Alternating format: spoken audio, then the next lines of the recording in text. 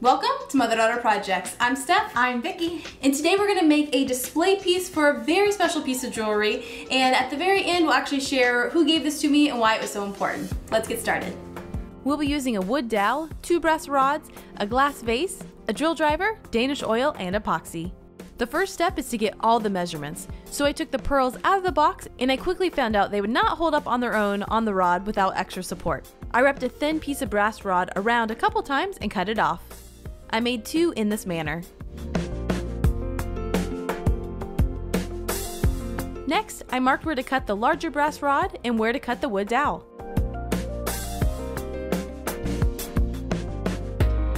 I cut the rod with a portable bandsaw, but there are many ways to cut metal. Next, secure the wood dowel and drill a hole through it that will fit the brass rod. To seal the dowel, I use Danish oil to give it a much richer tone.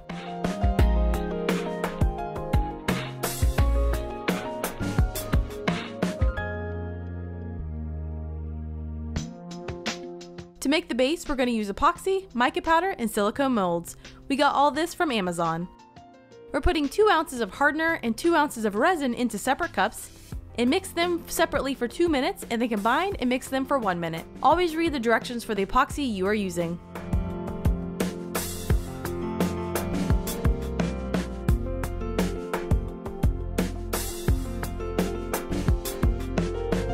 We mixed teal mica powder into this one.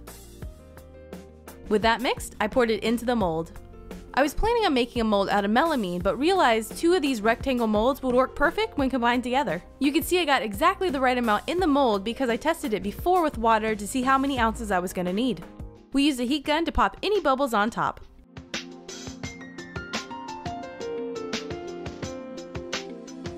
This time we made 2 ounces and put some pearl mica powder into the mix and poured it into the second mold with the wood dowel.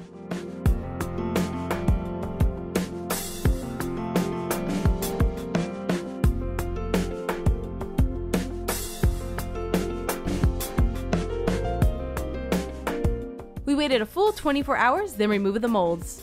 Silicone makes great molds for epoxy as they're really easy to remove.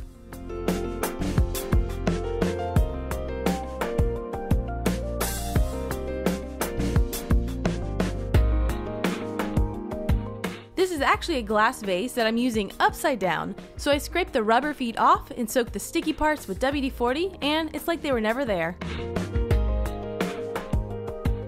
Inside, I got the pearls out again and figured out the placement for the brass rod hooks.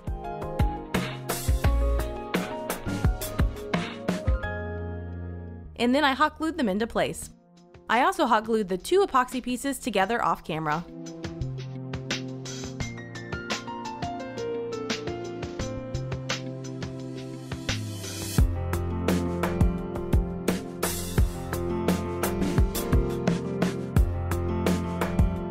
What we learned.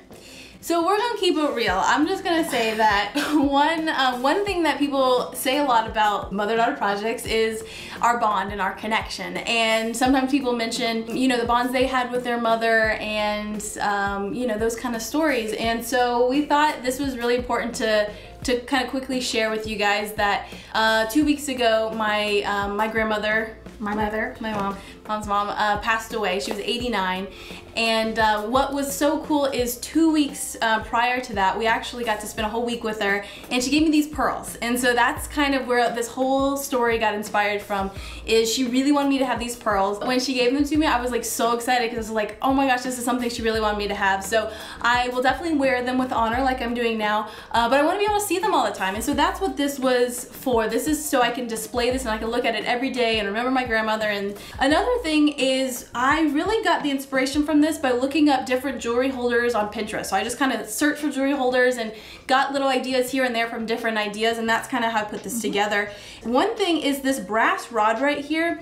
We don't know if it's safe for the pearls. So we have been doing research and we really haven't seen anything that says it's not safe, but if you know, let us know in the comments. If this is not safe for pearls, let us know, because this can easily be switched out for something else. Maybe stainless steel or something like that. Stainless steel or something, so let us know. We are not jewelry experts at all, so let us know in the comments. Now Steph actually originally made this with a concrete base, and she made it successfully, but it didn't quite fit. So she thought, I want to do something else.